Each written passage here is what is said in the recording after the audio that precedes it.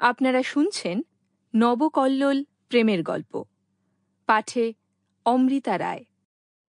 50 নম্বর গল্প, বাঁশি জানে। লিখেছেন নবকুমার বসু।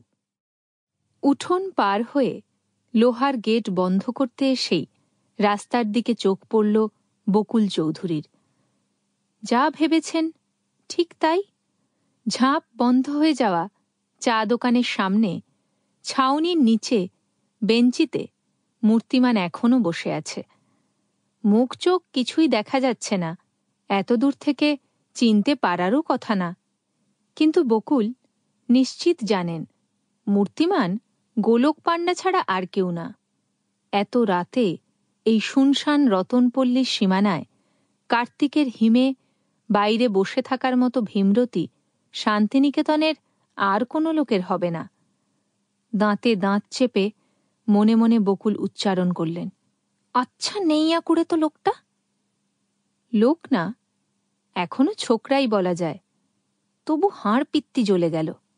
না, রাত বিরেতে রাস্তায় চায়ের দোকানের ফাঁকা বেঞ্চিতে উটকো একটা লোক বা ছেলে বসে থাকার জন্য বকুল চৌধুরীর চটে ওঠার কোনো কারণ নেই। হাবাতে পাগল, গ্যাঁজাখোর কত রকম লোক আছে। কিংবা গেস্ট হাউসের দারোয়ান, মালি, বিশ্বভারতীর গার্ড বা রিকশাওয়ালারাও মাঝে মাঝে অমন বসে থাকে। বকর বকর করে, বিড়ি খায়, আস্তে আস্তে কেটে পড়ে। কোনো উদ্দেশ্য থাকে না। একটা পেছন ঠেকানোর জায়গা পাওয়াই বড় কথা। তাও এমন হিমেল রাতে আনাড়ির মতো কেউ বসে থাকে না।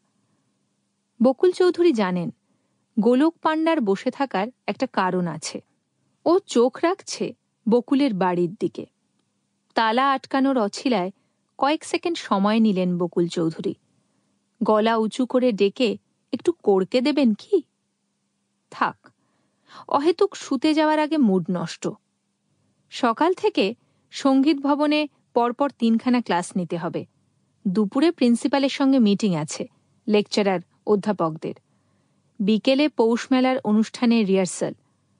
কে গাইবে, কে নাচবে সেসব নিয়েও কচলাকচলি, টানা পড়ে আছে। পরে একসময় ধরবেন গোলককে আবার।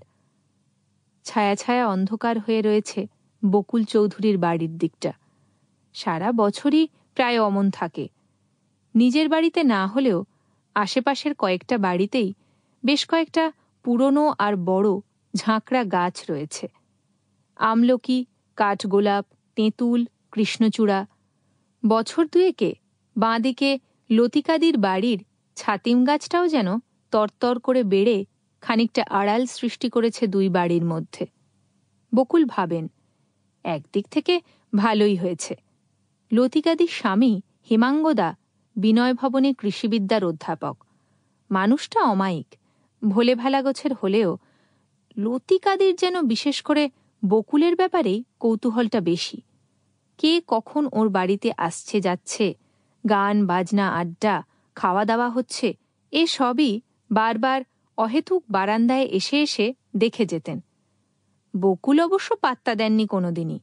তবে বোঝেন তার মতো মাঝবয়সী, সপ্রতিভ এবং সবথেকে বড় কথা বিবাহবিচ্ছিন্না মহিলাকে নিয়ে এমন কৌতূহল বোধহয় হওয়াই স্বাভাবিক।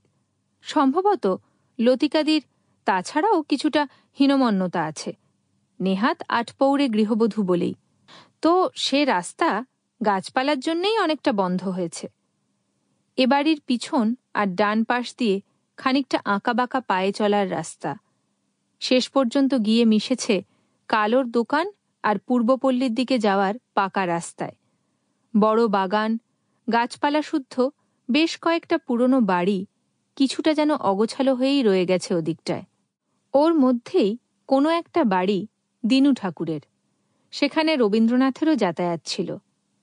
বকুল একবার ভেবেছিলেন শান্তিনিকেতনেই যখন ঠিকানা বাঁধা হয়ে গেল, তখন রবীন্দ্রনাথের পাদস্পর্শে ধন্য সেই বাড়িটা যদি ভাড়া নিয়ে থাকতে পারেন। কিন্তু তা হয়নি। ব্যক্তিজীবনের টানাপোড়েনে এক ছেলে নিয়ে তখন দিশাহারা বকুল। সঙ্গীত ভবন Sample complete. Ready to continue?